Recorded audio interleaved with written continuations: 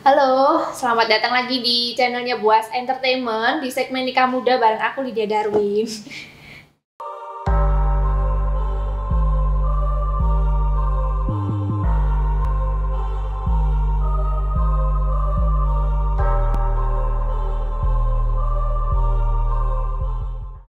Di segmen kali ini kita kedatangan tamu yang menikah muda. Apa kabar Mbak? Lihat sini Mbak. Puji Tuhan, baik. Puji Tuhan. Lagi sibuk apa? Belum, masih cari kerja sih. Soalnya kan baru banget pulang dari ikut suami. Oke. Udah berapa lama? Baru banget pulangnya tuh? Baru banget 1 minggu yang lalu aku balik Ke Malang sini? Dari Semarang? Dari Semarang. Kenapa? Karena ada masalah, banyak problem. Yang terakhir itu aku KDRT. Aku ya nggak bisa mbak kalau terus-terusan sama orang yang kasar sama aku, verbal maupun omongan maupun perkataan maupun perilaku. Berarti karena nikah muda tuh, nikah mudanya umur berapa? Aku nikahnya itu waktu umur 18 tahun. Sekarang? 19, 1 tahun yang lalu aku nikah. Berarti baru 1 tahun udah mengalami KDRT? Betul.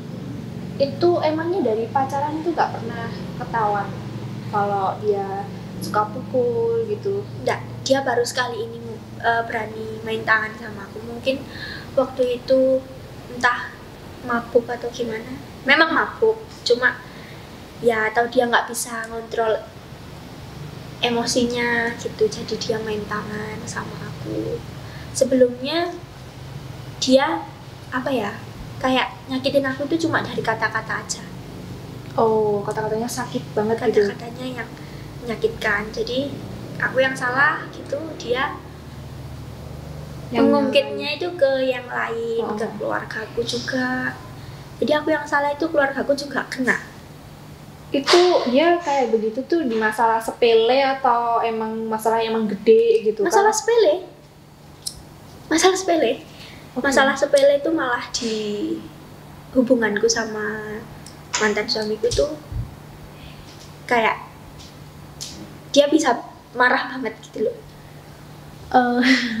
Masalah besar yang aku ini ya, yang aku alami sama dia itu, masalah besarnya itu dari dia sebenarnya. Enggak benar, aku mau tanya dulu masalah sepele versi rumah tangga kalian dulu. Kan kalian kan masih kan setahun ini kan ya, berarti kan otomatis mengalami KDRT ya udah beberapa bulan yang lalu, berarti kan yang artinya itu masih baru banget menikah gitu loh. Maksudku masih baru banget menikah itu kenapa udah ada masalah gitu loh, meskipun masalah sepele gitu loh. Kenapa gitu loh? Karena menurut itu kita berdua kurang komunikasi sih. Kurang terbuka, dia kurang terbuka sama aku juga mau ngomong unek-unekku tuh takut. Aku selalu takut sama dia gitu. Kalau soal kok punya rasa takut dengan pasangan, terus kenapa kok dipaksain menikah? Ya karena ada itu tadi, aku hamil dulu. Oke. Aku hamil dulu. Cuma ya dari awal sebenarnya dia dari awal kenal sama aku, dari pacaran pertama kali, awal-awal pacaran tuh dia wis menjurunya itu menikah gitu loh omongannya. Oh, emang jadi udah dijanjiin? Kayak bukan dijanjiin sih mbak, tapi kayak wis toh aku tuh wis bakal menikahi kamu gitu? Seperti itu, omongannya kayak gitu. Terus kamu akhirnya menyerahkan diri, ya it's okay lah, kamu kan calon suamiku nanti. Betul. Terus ya aku juga kalau ada laki-laki yang datang ke kehidupanku, aku selalu merasa dia spesial, kayak sosok ayah yang aku cari gitu. Ayahku kan sudah kita sama mamaku pisah, dan memang meskipun satu rumah, tapi sosok ayah itu gimana ya ngomongnya, kayak nggak dapat kasih sayang yang sebenarnya gitu loh. Jadi kamu merasa ketika ada laki-laki datang, siapapun itu, kamu merasa bahwa apa ya? Ini sosok pengganti sosok ayah. Iya, pas kamu udah berekspektasinya sampai situ. benar. Agak sulit ya, jadi kayak itu kamu jadi nggak ngerti karakter Mana dia, karakter dia apakah beneran baik atau enggak, karena terlena di wah ada laki-laki nih gitu. Ya, di awalnya aja yang baik, dan aku mengira kayaknya nggak mungkin deh dia bisa jahat banget tuh. Aku nggak nyangka bakal kayak gini gitu. Jadi ya gitu, kayak pacaran juga aku selalu, aku susah buat buka hati ke cowok itu. Oke. Jadi gampangnya aku buka hati itu malah sama orang-orang yang berumur. Iya, karena sosok ayah tadi Karena kan sebenarnya, sosok ayah. karena lebih tua dari kamu mikirnya bahwa laki-laki ini adalah bisa mengayomi lah Bisa kayak ayah. Betul, kayak gitu memang. Terus akhirnya tadi kamu hamil. Akhirnya aku hamil. Terus Lalu ya itu setelah dia tahu aku hamil tuh mulai ketahuan sifat-sifat aslinya, kasar, omongannya nggak pantas untuk seorang perempuan. iya diomongin Gitu. ke perempuan. Tapi Terus kan dia mau tanggung jawab dong saat itu. tanggung jawab untuk menikahi aja tuh nggak cukup sebenarnya, Mbak. Oke. Kan karena apa ya, menikah itu kita laki-laki tuh menafkahi istri lahir batin gitu. Lahir aja nggak cukup dan batin aja juga nggak cukup. Dan yang sebenarnya apa ya, dia untuk menafkahi aku untuk makan, untuk ini itu juga tak akuin dia mampu, dia bisa. Tapi untuk batin Enggak. ya karena Kalau ya dia nyakitin kamu baik fisik maupun verbal Betul. gitu. dia juga waktu itu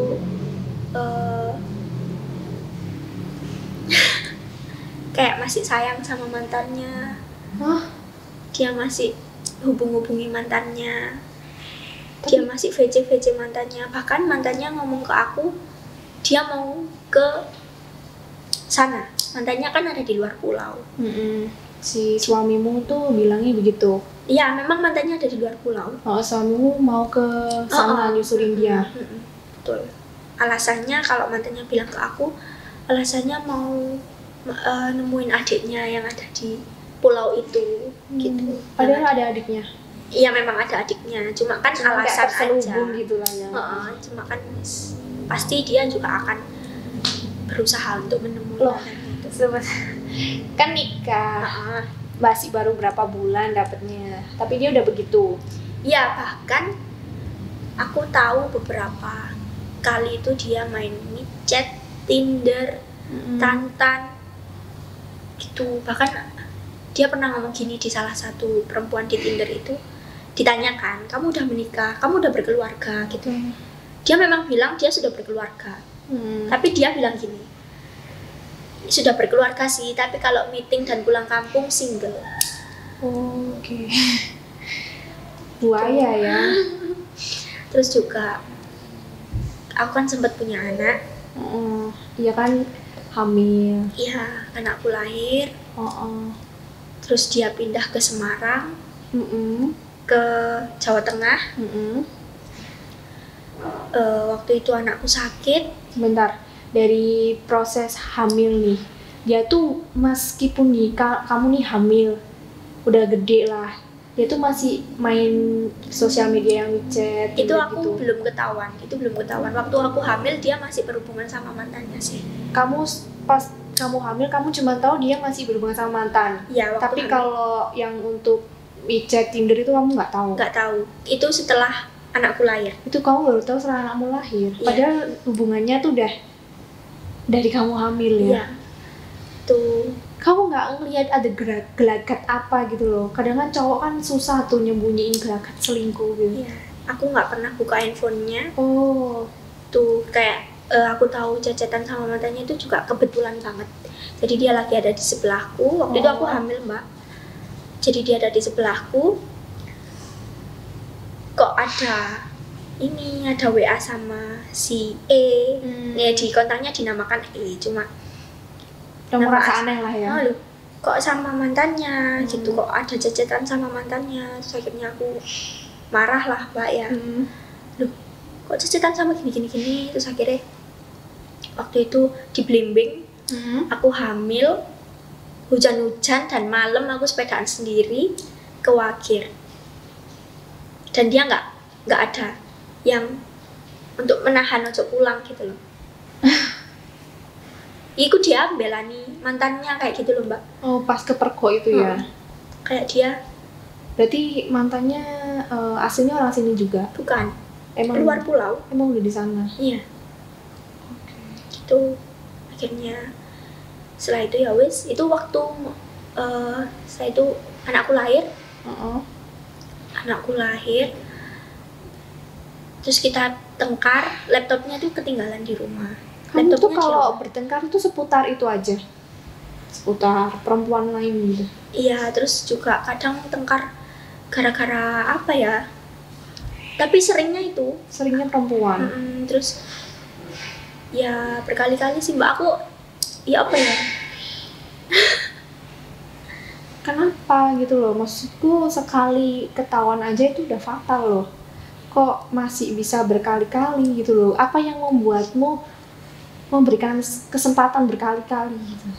Karena sebenarnya aku percaya dia itu udah berumur, dia juga seharusnya pikiran seharusnya dia punya pikiran yang lebih matang, seharusnya dia punya kesadaran diri untuk berubah. Aku percaya setiap individu itu pasti berubah sebenarnya. Jadi ya itu aku selalu kasih kesempatan. Atau memang sebenarnya dia memang nggak pernah aku nggak pernah ada di hatinya gitu loh, mungkin sepertinya kayak gitu. Kayaknya aku nggak pernah diharapkan sama dia. Ya, tapi kan kamu dipacarin, kemudian kamu hamil anak dia gitu loh. Mungkin waktu pacaran itu aku cuma pelariannya untuk melupakan mantannya. Lalu ternyata aku hamil. Pas pacaran kamu pernah mergokin itu nggak? Suamimu itu masih hubungan sama mantannya? Atau emang ketahuannya pas kamu hamil? Awalnya itu ketahuannya mantannya itu upload di Twitter. Jadi dia nge-tweet, bikin video ini loh, nge-tweet video. Itu isinya si mantan suamiku itu lagi nyanyi gitu. Suaranya si mantan suamiku itu marah dong mbak ya aku. Itu pacarannya? Itu waktu masih pacaran. Terus dia malah di depanku dia belain aku, tapi di belakang ternyata dia ngomong ke mantannya bahwa dia malu kalau aku tuh marah gitu. Jadi kan begitu aku tahu mantannya itu nge-tweet videonya itu si cowok itu, aku langsung komen si itu tweetnya. Kayak gini kan, loh kok kayak suaranya Mas F gitu. Ini siapa? Katanya dia malu. Terus mantannya kan bilang ke Mas F, katanya dia malu kalau aku kayak gitu. Kamu nanya-nanya. Terus saat itu kamu masih mau maafin berarti ya? Ya masih, karena sepele sih mbak sebenarnya itu. Kamu mikirnya itu sepele? Mikirkah? Ternyata dilanjutin terus sampai pas kamu hamil. Ternyata dia kayak gitu. Terus mantannya bilang, aku udah bahas-bahas tentang kamu, tapi si Mas F nggak mau bahas tentang kamu. Padahal Mas F-nya bilang ke aku ngehubungi mantanku lagi itu buat pamit mau nikah. Padahal nggak seperti itu ternyata. Gitu. Terus mantannya juga mengakui dulu pernah mau nikah gini. Oh, mereka berdua? Iya memang mau nikah. Terus kenapa? Kok nggak jadi, terus malah pacaran sama kamu, malah kamu merasa dijadikan pelarian? Karena kan orang Bugis ya, harus pakai uang panik gitu. Dan juga mantannya itu beda agama dan salah satu nggak ada yang mau ikut. Gitu. Jadi problemnya mereka di situ. Beda agama. Berarti kamu selama pacaran itu nggak pernah merasa bahwa kamu adalah pelarian ya? Selama pacaran aku merasa spesial. Aku nggak tahu bahwa sebenarnya, atau mungkin itu Mas F masih menyimpan rasa, atau tapi ya udah jelas sih sekarang sekarang kamu baru bisa mikir ya, baru kalau bisa ternyata mikir. selama ini tuh aku ya pelarian ya. Aku sebagai pelarian aja, aku sebagai gimana ya mbak, karena kan dia pindah-pindah kerjanya. Mungkin ya di Malang ini dia ketemu aku. Oh iya, terus akhirnya dia singgah. Ya, tapi ternyata aku nggak pernah bisa menggantikan, di hatinya itu masih ada mantannya. Itu penilaianku. Aku juga nggak tahu faktanya seperti apa, karena ya itu tadi, aku komunikasi itu takut. Kamu nggak pernah nyoba nanya jadinya? Aku nggak berani untuk tadi. Dengan kata-katanya aja aku takut. Makanya dia berani main tangan itu, aku wis mau jadi apa pernikahan ini, kan gitu. Kamu masih hamil tapi dia berani main tangan? Enggak, dia baru sekali kok main tangan. Dia baru kemarin itu. Oke. Tapi aku langsung nggak bisa. Dia pasti orang yang seperti itu, dia akan mengulangi lagi mbak. Oh, berarti aku nangkepnya selama perjalanan pernikahan setahun kemarin itu adalah cekcok karena perempuan, karena mantannya dia. Bukan, karena dia nggak bisa terbuka sama aku. Dia nggak mau ditanya. Jadi aku waktu kejadian sebelum aku di KDRT itu, aku tanya gini. Aku panggilnya kan Koko ya. Koko WA sama siapa sih Ko, aku gitu. Terus dia marah sampai dia main tangan. Cuma gara-gara aku tanya gitu aja. dan aku ya marah mbak, kok kamu ditanyai gitu tok marah, sedangkan aku ini juga istrimu, aku juga berhak tahu kan. Seharusnya aku juga berhak tahu, tapi ya itu mungkin dia juga emosi karena alkohol. Jadi waktu itu dia minum. Kenapa urusan perempuan kamu memaafkan berkali-kali, sementara urusan baru dikasarin sekali aja kamu memilih untuk berhenti melanjutkan pernikahan? Karena apa ya? Ya itu tadi, aku takut. Aku takut aja. Oh gitu. Cuma takut gitu. Takut. Aku berpikir bahwa kesehatan mentalku yang nomor 1. Gitu. Sebenarnya ya berat banget. Karena aku selalu merasa bahwa dia pasti berubah. Iya loh, maksudku udah main ya gara-gara perempuan terus tuh harusnya tuh udah warning tuh dari awal gitu. Tapi ya karena memang udah lanjut, ya nggak bisa diapa-apain juga kan selain sabar gitu. Cuman akhirnya gongnya kemarin ya, karena dipukul. Karena dipukul itu. Terus kamu milih untuk udah berhenti aja, nggak usah melanjutkan pernikahan lagi. Terus anak kamu gimana? Anakku udah meninggal waktu bulan Januari. Berarti ya baru 7 bulan yang lalu. Ya. Meninggal waktu umur 5 bulan.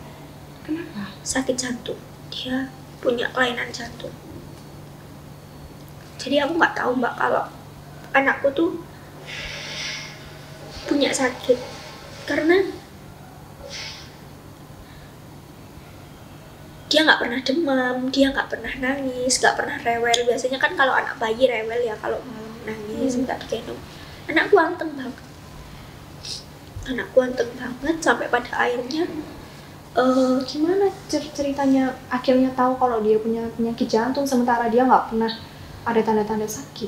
Dia waktu aku ya ketahuan sama keluarga. Jadi loh kok anakmu gini sih, pucet, terus nafasnya cepet gitu-gitu. Kamu anggapnya kayak masih biasa gitu lah ya? Tapi akhirnya ini kayak ada yang salah kalau nafasnya cepet kayak gini. Akhirnya aku periksain ya itu tadi, ternyata jantungnya bengkak, jantung sebelah kanannya bengkak. Jadi itu dari dia lahir? iya. Sebenarnya kalau mau aware, sebenarnya itu udah dari lahir dia udah bawa penyakit jantung itu. Iya, itu udah bawaan, kelainan bawaan gitu. Dan ketahuan itu 1 bulan sebelum dia meninggal. Kita sempat open donasi karena apa? Kita nggak punya BPJS. Kita nggak punya BPJS karena surat nikah pun nggak diurus sama mantan suamiku. Kenapa? Nggak tahu juga, dia selalu apa ya, ditegur kayak sama orang tuaku, itu bilangnya gupui, orang tuaku dibilang gupui gitu, sama mamaku disuruh ndang ini, ndang ngurus surat capilnya gini-gini. Iya, Bilangnya ke kalinya aku, soalnya kan. pengen ndang ngurus akte kelahirannya anakku kan, tapi dia malah lek di depanku dia ngelokno keluarga aku tuh gupui ae gitu. Sampai akhirnya sakit anakku, gak tertolong BPJS, kan harus biaya mandiri. Berarti itu kata dokternya harus operasi. Dia harus operasi sih, cuma memang gak harus langsung operasi. Awalnya bilangnya dokter harus cepet-cepet ditindak, harus cepet-cepet ambil tindakan gitu. Terus di bayang-bayang itu 100 juta, akhirnya kita sempat open donasi juga 100 juta. Lalu setelah check up lagi, dokternya bilang ini nggak bisa kalau langsung dioperasi. Kenapa? Karena dia sudah, bagian tubuhnya itu sudah beradaptasi dengan kondisi jantung yang seperti itu gitu loh. Takutnya nanti kalau dioperasi semua komplikasi. Berarti selama ini dia selama dari lahir tuh sebenarnya badannya dia udah menyesuaikan loh ya. Ya, dia sakit, dia sesek.